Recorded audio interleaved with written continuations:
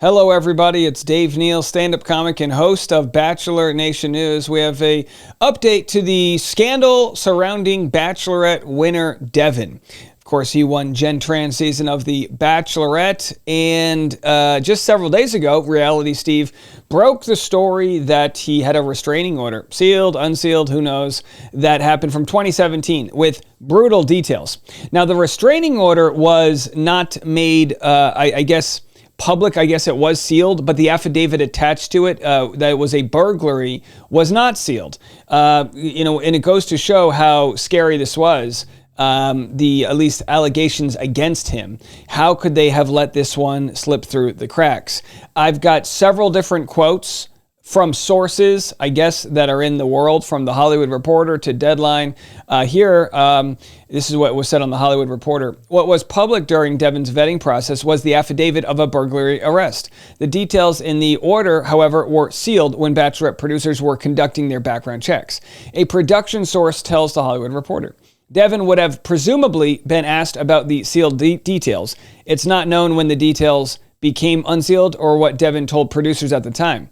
What they said was, we take the safety of our contestants very seriously and make every effort to conduct thorough diligence. So if that's true that they conduct thorough diligence, is it true that they would have asked, hey, this affidavit thing popped up, what was this? And if so, what was Devin's response? Can he be held liable if he lied about what it was all about? So I wanted to actually hear from Reality Steve because he has all the inner workings of what goes on with the casting. I mean, he knows more than anyone. So let's see what Steve... What's up? Hey, how are you? Good. All right, so I'm already here recording this video and discussing, the fact that Bachelor claims they do their due diligence. What's your take after breaking a very good story? You did a very good job with this. What's your take on the accountability that should be had by them? Well, I thought it was interesting because obviously a lot of media outlets ran with it yesterday, with EW, People, Us Weekly, Variety, Hollywood Reporter, Deadline. I don't know which story had it. It was either Hollywood Reporter or Deadline. They actually had something in there that I hadn't heard yet, which was they had basically said, the stuff that I released was public record. And if you do a basic search, there did show a burglary in his past. And apparently one of those stories said Devin, during the process, was asked about the burglary, but he gave a different answer as to what it was, which I guess if I were him, I would have done the same thing and downplayed to be like, oh, no, that was nothing. But the thing is, at that point, it sounds like they were just like, oh, okay, good enough for us. It's not the way it should be done. I mean, it just makes no sense. There's no explanation for this. We are 48 hours now out since this story was broken by me on Monday night, and yet there's not one person, EP, from the show that has still given a statement. The statement that was given to most of the outlets yesterday was source close to the situation. That's not a statement from somebody with their name attached to it saying, here was our process, here's what we did, and we realized we failed, or something like that. Yeah, How do you not address this in 48 hours? Right, I think it's fair, like the questions you're asking about going up the chain. Okay, we know this affidavit exists. We haven't heard Devin's side of it, but he pretty much pleaded guilty to it. So he pleaded guilty. It was a plea deal. So I feel like he pleaded to a lesser charge, and they make these plea deals very friendly, right? They're like, look, don't commit another crime, and either it'll be sealed or expunged or whatnot. But what you mentioned about Deadline, here's the quote: sources told Deadline that Devin's arrest was flagged, and he was questioned about the trespassing charge, but gave a different explanation for it. This just isn't good enough because no one puts their name on these things. Well, yeah. I mean, that doesn't make any sense. He gave a different explanation. So basically, are they going to come out when they do officially talk about this? Are they going to come out and say, well, yeah, that's not what he told us? It's like, well, great. Then didn't you do your homework? Or why didn't you do your homework? Of course he's going to lie about it because he wants to get on the show. So, I'm that's even more confusing. And that's why we need someone to answer for this. Like somebody with a name attached to it. Claire Freeland is an EP, Bennett Gravener, the two, and Jason Ehrlich. Those were the three main names that were brought up in the LA Times article back in June, where they talked about we failed Matt James as a lead. We have to do better in diversity. And, Bachelor Nation, if you don't want to see Asian representation, if you don't want to see interracial relationships, then maybe Bachelor Nation isn't for you. We're going to be better going forward. One of those three has to give a quote about this, or else it's moot at this point. Yeah, it can't be one of those. I mean, just to relate it to another topic that's out there, it's like Secret Service has a big problem. Well, the head of Secret Service gets fired, like who's going to be the one to say, you know what, we hired the company that was supposed to do this. We're going to have to fire, like something has to happen. And, I understand the ecosystem of Bachelor where, Bachelor villains, they don't want to speak out about the show because they might get on Paradise. Jen's going to play, she doesn't have any obligation to talk about this. It doesn't involve her. She's also on Dancing with the Stars. I don't know if we've had and I'm sure someone like Rachel Lindsay will give a hard sort of take, condemning the producers here. But it's one of those things that you see, the longer people wait, if one more day goes by, it's going to be angrier audience going, this is so easy for you to explain what the heck went down. I think we talked about that, hiring an audit to be done by a third party to come in and go, how did this thing happen? What was your process like that allowed this? Because last time when this happened with Lee, who had a sexual assault pending, they said, well, there was a loophole in the background check. Well, explain what the check is so we know what the loophole is so it can be closed.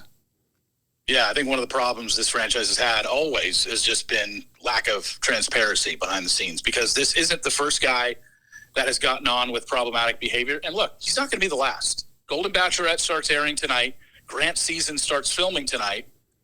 In a week or so, this is going to blow over. And then, look, I said it on Courtney's podcast, and I'll say it again, usually for women on this show, there's never anything usually major that comes out. When we talk about problematic contestants in the past, it's usually been the men. So I don't know who the next Bachelorette is going to be, but I can pretty much guarantee you at least one guy on our season is going to have a problematic past that we're all going to be talking about next, April, May, June, when it's filming, and then when it's airing in July and August. It's going to happen. I already know it's going to happen. I can't tell you the extent of his problematic past, but it's going to be out there because it's always been out there. This show seems to thrive off it. I don't really know what is going to happen or what is going to change, other than maybe behind the scenes they will fire the company that does their background checks and hire somebody new.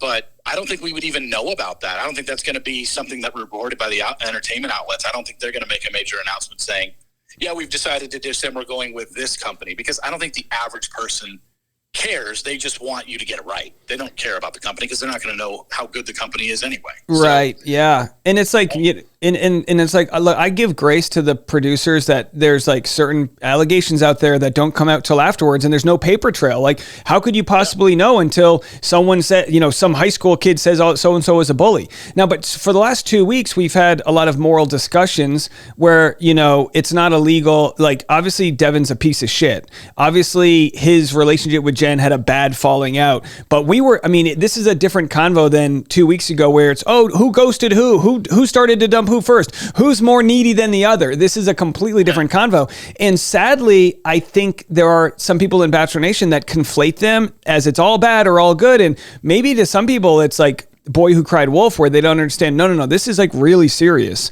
What kind of fallout, we've shared stuff privately, but what kind of fallout have you had from people on either side? I mean, people not thinking you shouldn't have broken this story. Yeah. I mean, that's just, I kind of shake my head at that because they want the tea. Put it this way. Let's look at it this way. What if I would have said this when I got my first hint of this back on May 4th, 2 weeks before the finale ended, and I got that email from somebody who knew the victim from college and said, yeah, she had a restraining order against him. He lit the restraining order on fire and he violated the restraining order. What if I were to come out with that while the show was still filming, or maybe right after filming ended when I said Devin was the winner, and I had zero proof? I would have been crucified. Be like, Steve, you can't be spreading rumors like this.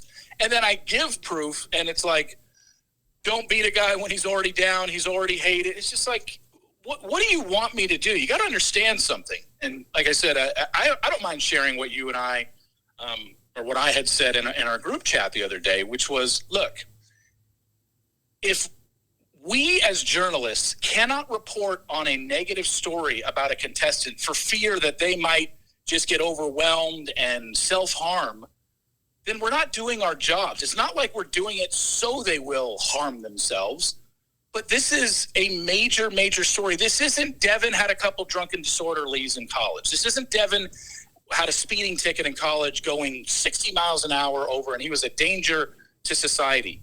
This is a criminal activity that he should never have been allowed on the show before. I'm not going to take any responsibility because there's nothing I can do. I have to report this, and you wanted reports on this. People that read my stuff and read your stuff want to know the behind the scenes that's not being reported by others. And I'm sorry, this is a very important story, and we have to be doing our jobs. If you're saying we cannot report something negative on a contestant for fear of what they might do, I'm sorry, that's just a wrong take. And I kind of conflate it to the Diddy situation. Diddy's in a world of hurt right now. And let's just say he's just, going to prison. He finds out he's going to go to prison forever. I'm just saying, I have no idea if he's going to, but let's just say it comes down. He's got to go to prison for life. And he just says, you know what, this isn't worth it. And, takes his own life.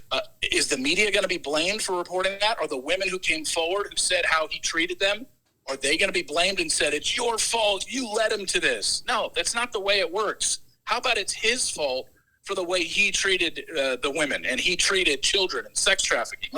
I'm sorry, don't come at me with that. That's just an absolutely wrong take. That is a black and white, you're flat out wrong on this. There's no gray area on that. Yeah, I reported the story because it was relevant. Yeah, and you're also helping, they might not see it this way, but you're helping casting get it better for the next time, because there could be a scenario where you cast someone on a show and something very, very bad happens. Show's over. Yeah. Show's canceled. ABC pulls the plug. It's gone. Who cares if people were watching it? There are scenarios where they're flying very close to the sun here. So no, I think you did a really good job. And also, for those that don't see all the ins and outs, you and a few of us others had a little conversation about what was probably ethical to share and not share from this victim's affidavit. And to be quite honest, I was ready to share her affidavit, and you were kind of like, well, it was too sensitive. And I was like, you know what, you're right. This can be sanitized so you can tell the story, but not share all of the handwriting of the victim, because God knows that just must be reliving their most horrific nightmare. And of course, those elitists that take the moral high ground all the time on Reddit or the first ones to share it. So I want to commend you for telling this story in an ethical way, which is not an easy needle to thread here. Yeah, and I stayed away when I did the story on Monday. I stayed away from. I knew why the restraining order was taken out, but since at the time, it was sealed, and then EW was the first to, I guess, find something. I didn't know the loopholes or whatever. I was just told the original restraining order is sealed, but these documents aren't. You can share these, and I said, okay. I didn't do much digging from there. No, I want to get that restraining order. I was just like, hey, whatever's unsealed, I'll run with that. And the story, and I don't want people to take this the wrong way, but the story wasn't about her. I didn't want to make the story about the victim. And I'm not diminishing what he did to her in any way. I'm just saying I wanted to draw attention away from that because I wanted to make it about what Devin did. And I could tell the story by just those documents that I was able to show. I didn't need the restraining order and say, look why she did it in the first place. I knew it was because he had put a chokehold on her, but I didn't want to say that because I just didn't feel like that was necessary, and I didn't have anything to prove it. And the things that I could prove were all, the police report and her handwritten stuff about how he violated the restraining order 4 times and proved that there was a restraining order out there. So, yeah, it's just very high and mighty of the people who posted that and all 7 pages of the restraining order, and then are complaining to me about why are you running with the story. It's just hypocrisy again is laughable. Yeah, and not everyone, I'm not here to defend felons, but not every felony is the same. We're talking about, there are victimless crimes, there tax fraud, this and whatever, different things. Anna Delvey's on Dancing with the Stars. Then there are domestic things, and this is a domestic show. So it's like so clear, at the very least, the bar should be set on no domestic issues. And I think the show could invest more money in their casting. They're just so lazy. It's like, all right, they just scour Instagram, hire more people, get good, like get winners, get people that are on the fence about doing the show because they actually have a successful life. They're almost more so plucking people, I hate to say it, out of the unemployment line versus going after winners. And the show used to be like, oh, here's an exclusive chance to date this winning person. Now we're trying to match make people in college still. It's just bizarre. Yeah, no, it's just like, I don't want to sit here and put down anybody's jobs, but you also got to remember, like, when was the last time we saw a CFO or a CEO of a company, not Fortune 500 company go on the show? It's like successful people like that can't just take 2 months out of their life and go film a television show. That's why we get a lot of personal trainers. And again, no shade to them, but you have to find somebody who's in their 20s that is able to you have to be able to go to your work and say, I could be gone a week, I could be gone 2 months. And honestly, you're just not going to find many jobs in America I'm talking about like high 6-figure paying jobs where you would be allowed to do that. So that's unfortunately why we're at where we are at. I'm not saying people can't be successful in their early 20s. I'm just saying, let's be real about it and be like, yeah, there's a reason you don't see CFOs on the show. Yeah, there's a freelance selection bias here too. And I get it. I'm in that boat too. Any other news about Grant season starting? No, I just know it starts tonight. I know there's 2 public dates. So it starts limo entrances tonight, off day tomorrow when the women move into the house, and then there's public dates Friday and Saturday, which the Bachelor Nation website put out there that people can attend if you're in the LA area. So go to bachelornation.com. I don't know if you can still get in. Maybe they've already got enough people for those dates, but usually stuff comes leaking from that date. And obviously it's crazy. We're just ramping up, and here's another season, all this Devin stuff. And I feel like Jen and Devin sitting on the couch was like 3 days ago. And now here we are. Grant starting his season, and Jones' season begins airing tonight. Like it's crazy. It's just a fine-tuned machine, just running down the train tracks all year long, basically 12 months out of the year. I think there's only 6 or 8 weeks out of the year where this franchise is not filming or airing something, and it's like I said, it's like a train. It just keeps rolling, and we're just watching it go by. Yeah, and the chaos that's happening in these last 2 weeks of not being on air. And, this story wouldn't have hit as hard if it was broken before the show, but, like, no one would have known who he was. Sometimes something comes out about a contestant, and you're like, so what? No one knows that guy. So this story, you obviously, you did what you had to do, and you got the information when you got it. By the way, Lorne Michaels called me. He wants to hire you for Saturday Night Live. He says was it off my Dave Neal impression? Yeah, was it off that? Could you give my audience a little take on this Dave Neal impression you're doing here? Folks, JD Dodo Bird. Why do I sound like Christopher Walken? Folks, more cowbell. Yeah, it was. That just kind of came to me. I had my hat right at my desk, and I was like, "Oh, I can just use this," because I would, Bachelor Data on Instagram kind of always does percentages of things and breaks stuff down.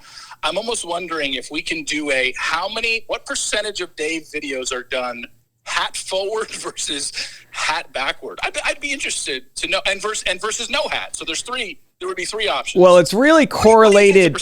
It's correlated. Hat on and hat backwards. It's really correlated based on if I showered that day, and if so. Now that my hair is longer, I put the hat on just to keep it. But no one cares about this. But yeah, let's crunch those numbers.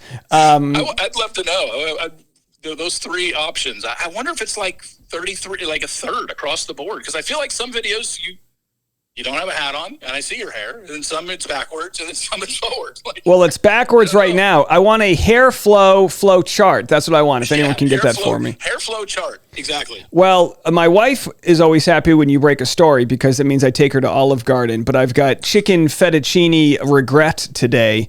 What a garbage company that is. I don't know how you do it. I left there wounded. But the thing is, it tastes so good going down, and then when you get home, it's like, oh, okay. Short term. What's the phrase I'm looking for? Short term appreciation, or it's short term. It's kind of like drinking a White Claw. That's how it is to me. It's like this goes down so smooth. The next day's a rough one. All right, Steve. Well, appreciate your insight, and thanks for all you do. And I'll talk to you soon. You got it. Thanks, man. All right, peace. All right, that's Reality Steve giving us his insight. Look, I mean, hey, what are you going to do? You know, like you're stuck between a rock and a hard place. You got to cover, I love goofy Bachelor stories more than any. Whenever there's a heavy one, in the past, I've been alone, covering some of these things. And now I've got Steve, and I've got like a group chat of people where we go, hey, are you touching this story? Or what's the deal with that? Do you know? And, Steve's obviously gets like so much information, and he has to sift through it and go, I'm not ready to break this. It doesn't have the, I hate to say it and like, dramatize it, but it's kind of like Newsroom. It's like, okay, well, what are we gonna, do you have, all right, you've got this source, but like you haven't seen the document. All right, this person doesn't want to come forward. So it's just like those types of conversations.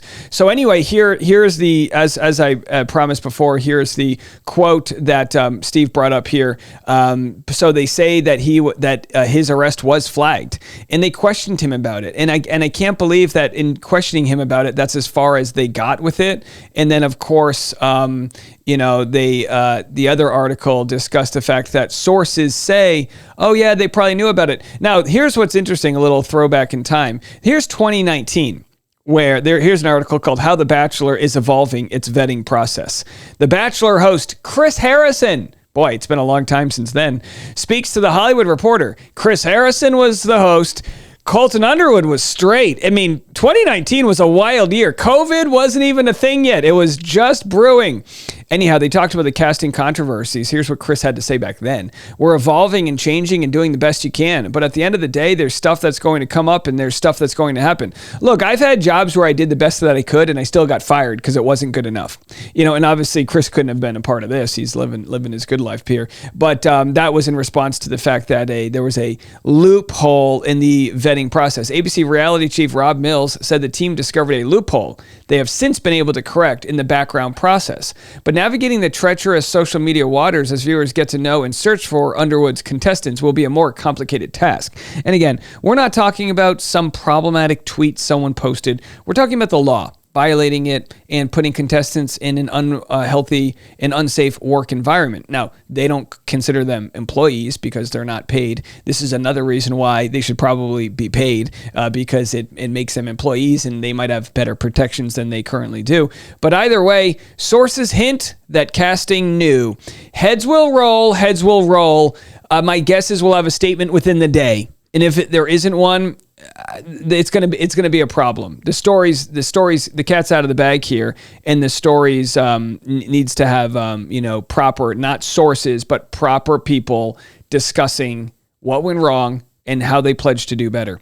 And as far as Devin's concerned, his comment section is turned off. If at the very least he should be retaining a lawyer or crisis PR just to figure out what to do.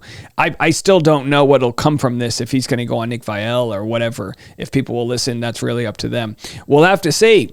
Wild stuff. Let me know what you guys think. I'll be back this afternoon with more content, the Rush Hour podcast with Dave Neal. If you want my Dancing with the Stars thoughts, I covered that and other entertainment news on the morning episode. That's live now. You can go listen to it right there. Scan that QR code. It's free. The Rush Hour with Dave Neal. We'll see you then.